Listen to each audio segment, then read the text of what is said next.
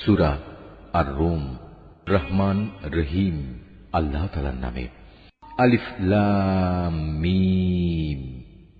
Rome জাতি পরাজিত হয়ে গেছে। ভূমণ্ডলের সবচাইতে নিচু অঞ্চলে সংঘটিত ঘটনা। তাদের পরাজয়ের পর অচিরেই তারা আবার বিজয় লাভ করবে। 3 থেকে 9 এ বিজোড় বছরের মাঝে এ ঘটনা ঘটবে। এর আগেও চূড়ান্ত ক্ষমতা ছিল আল্লাহ তাআলার হাতে, এবং এ ঘটনার পরেও সে চাবিকাঠি তাঁরই হাতে থাকবে। রোমকদের বিজয়ে সেদিন ঈমানদার ব্যক্তিরা ভীষণ খুশি হবে। আল্লাহ তাআলার সাহায্যেই এসব ঘটবে। তিনি যখন যাকে চান তাকেই বিজয় সাহায্য দান করেন। তিনি মহাপরাক্রমশালী ও পরম দয়ালু। এটা হচ্ছে আল্লাহ তাআলারই ওয়াদা। আল্লাহ তাআলা কখনো তার ওয়াদার বরখেলাফ করেন না, কিন্তু অধিকাংশ মানুষই তা জানে না। তারা তো পার্থিব জীবনের শুধু বাইরের দিকটি সম্পর্কেই জানে, কিন্তু আখেরাতের জীবন সম্পর্কে তারা সম্পূর্ণই গাফেল। এ মানুষগুলো কি নিজেদের মনে একথা চিন্তা করে না আল্লাহ তাআলা কিভাবে আসমানসমূহ, জমিন ও অন্য সব কিছু যথাযথভাবে এবং একটি সুনির্দিষ্ট সময় দিয়ে পয়দা করেছেন? কিন্তু মানুষদের মাঝে অধিকাংশই এ সব কিছুর শেষে তাদের মালিকের সামনে হাজির হওয়া অস্বীকার করে। এরা কি আমার জমিনে ভ্রমণ করে না এবং তাদের আগের লোকদের পরিণাম প্রত্যক্ষ করে না? অথচ তারা শক্তিতে এদের চাইতে ছিল অনেক প্রবল। তারা এ জমিনেই অনেক চাষাবাদ করেছে। আজ এরা যেমন একে আবাদ করছে, তাদের চাইতে বরং তারা বেশি পরিমাণেই একে আবাদ করেছিল। অতঃপর তাদের কাছে তাদের রসুলরা সুস্পষ্ট নিদর্শন নিয়ে হাজির হয়েছিল, কিন্তু তারা রসুলদের মানতে অস্বীকার করায় আমার গজব আবাদ করা সেই শখের জমিন থেকে তাদের নিশ্চিহ্ন করে দিল। আল্লাহ তাআলা তাদের উপর গজব পাঠিয়ে কোনো জুলুম করেননি, বরং কুফরি করে তারা নিজেরাই নিজেদের উপর জুলুম করেছে। অতঃপর যারা মন্দ কাজ করেছে তাদের পরিণাম মন্দই হয়েছে, কেননা তারা আল্লাহ তাআলার আয়াতকে অস্বীকার করেছে। তা নিয়ে তারা ঠাট্টা বিদ্রূপ করেছে। আল্লাহ তাআলা নিজেই তার সৃষ্টিকে অস্তিত্ব দান করেন, আবার তিনি তাকে তার মূলের দিকে ফিরিয়ে নেন। অতঃপর তোমাদের তাঁর কাছেই ফিরে যেতে হবে। যেদিন কিয়ামত অনুষ্ঠিত হবে সেদিন এর ভয়াবহতা দেখে অপরাধী ব্যক্তিরা ভীত বিহ্বল হয়ে পড়বে। সেদিন তাদের শরীকদের কেউই তাদের জন্য সুপারিশ করার মতো থাকবে না, বরং তারা তাদের এ শরীক করার ঘটনাই তখন অস্বীকার করবে। যেদিন কিয়ামত হবে সেদিন মানুষরা ঈমান ও কুফরের ভিত্তিতে আলাদা হয়ে পড়বে। যারা আল্লাহর উপর ঈমান এনেছে এবং সাথে সাথে নেক কাজ করেছে তারা জান্নাতের বাগিচায় থাকবে। তাদের সেখানে প্রাচুর্যপূর্ণ মেহমানদারি করা হবে। অপরদিকে যারা কুফরি করেছে এবং আমার আয়াত অস্বীকার করেছে শেষ বিচারের দিন আমার সামনাসামনি হওয়ার ঘটনা, তাদের আযাবের সম্মুখীন করা হবে। অতএব দিবাশেষে যখন তোমরা সন্ধ্যা করো তখন আল্লাহ তাআলার মাহাত্ম্য ঘোষণা করো। যখন সকালবেলার মাধ্যমে দিনের শুরু করো তখনও। আসমান সমূহ ও জমিনের যাবতীয় প্রশংসা তো একমাত্র তাঁরই জন্যে। তাঁর মাহাত্ম্য ঘোষণা করো যখন তোমরা দিনের দ্বিতীয় প্রহর শুরু করো, আবার যখন দিনের তৃতীয় প্রহর শুরু করো তখনও। কেননা তিনি মৃত থেকে জীবন্ত কিছুর আবির্ভাব ঘটান, একইভাবে জীবন্ত কিছু থেকে মৃতকে বের করে আনেন। তিনি সেই সত্তা যিনি এ জমিনকে তার নির্জীব অবস্থার পর পুনরায় জীবন দান করেন। ঠিক এভাবেই তোমাদের আবার পুনরুত্থিত করা হবে। আল্লাহ তাআলার কুদরতের নিদর্শন সমূহের মধ্যে একটি নিদর্শন এই যে শুরুতে তিনি তোমাদের মাটি থেকে পয়দা করেছেন, অতঃপর তোমরা মানুষ হিসেবে জমিনে সর্বত্র ছড়িয়ে পড়লে। তার কুদরতের নিদর্শন সমূহের মাঝে এও একটি যে তিনি তোমাদের জন্য তোমাদের মধ্যে থেকে তোমাদের সঙ্গী সঙ্গিনীদের বানিয়েছেন, যাতে করে তোমরা তাদের কাছে সুখ শান্তি লাভ করতে পারো। উপরন্তু তিনি তোমাদের মাঝে ভালোবাসা ও পারস্পরিক সৌহার্দ্য সৃষ্টি করে দিয়েছেন। অবশ্যই এর মাঝে চিন্তাশীল সম্প্রদায়ের জন্য অনেক নিদর্শন রয়েছে।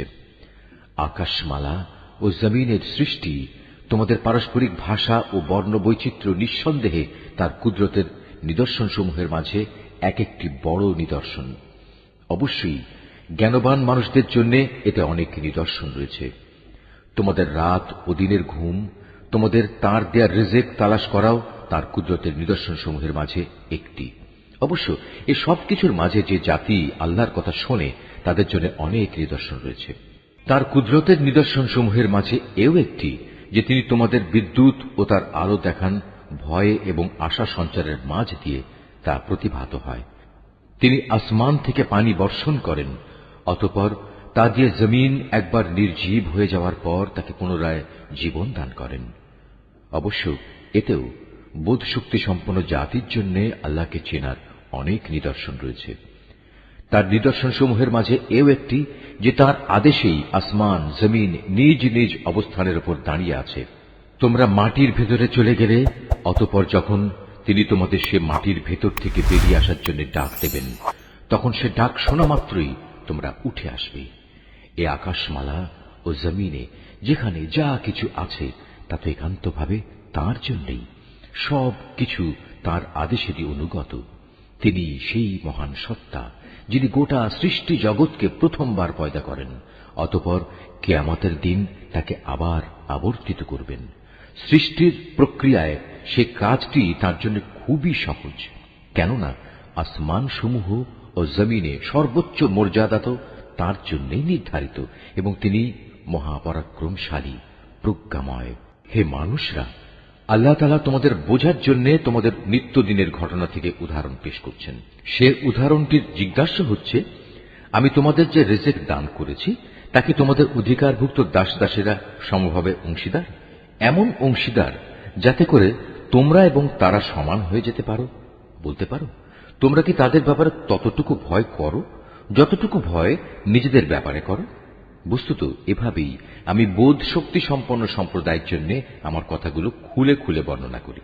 কিন্তু যারা সীমা লঙ্ঘনকারী তারা অজ্ঞানতাবশত নিজেদের খেয়াল খুশির অনুসরণ করে রেখেছে। সুতরাং আল্লাহ তাআলা যাকে গোমরা করে রেখেছেন তাকে কে হেদায়েতের পথ দেখাতে পারে?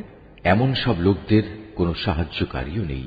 অতএব হে নবী, তুমি নিষ্ঠার সাথে নিজেকে সঠিক দ্বীনের উপর কায়েম রাখো। আল্লাহ তাআলার প্রকৃতির উপর নিজেকে দাঁড় করাও, যার উপর তিনি মানুষকে পয়দা করেছেন। মনে রেখো, আল্লাহর সৃষ্টির মাঝে কোনো রদ বদল নেই। এ হচ্ছে সহজ সরল জীবন বিধান, কিন্তু অধিকাংশ মানুষই তা জানে না। তোমরা একনিষ্ঠভাবে তাঁর অভিমুখী হও এবং শুধু তাঁকেই ভয় করো। তোমরা নামাজ প্রতিষ্ঠা করো এবং কখনো মুশরিকদের দলভুক্ত হয়েও না। তাদের মাঝে এমনও আছে যারা তাদের দিনকে টুকরো টুকরো করে দিয়েছে এবং তারা নানা ফেরকায়ও পরিণত হয়ে গেছে। প্রত্যেক দলই নিজেদের কাছে যা কিছু রয়েছে তা নিয়ে মত্ত আছে। মানুষদের যখন কোনো দুঃখ দৈন্য স্পর্শ করে তখন তারা তার আল্লাহর দিকে বিনয়ের সাথে ধাবিত হয়ে তাদের মালিককে ডাকতে থাকে। অতঃপর যখন তিনি তাদের তার দয়া নিয়ামতের স্বাদ উপভোগ করান তখন সাথে সাথে তাদের একদল লোক তাদের মালিকের সাথে অন্যদের শরীক করতে শুরু করে। উদ্দেশ্য হচ্ছে যা কিছু অনুগ্রহ আমি তাদের দান করেছি তার প্রতি যেন অকৃতজ্ঞতাজনিত আচরণ করতে পারে। করে নাও, অতঃপর অচিরেই তোমরা তোমাদের কুফরির ফলাফল জানতে পারবে। কিংবা আমি কি তাদের উপর এমন কোন দলিল প্রমাণ পাঠিয়েছি যে যে শিরক এরা করে চলেছে তা তাদের এ ধরনের কোন আদেশ দেয়?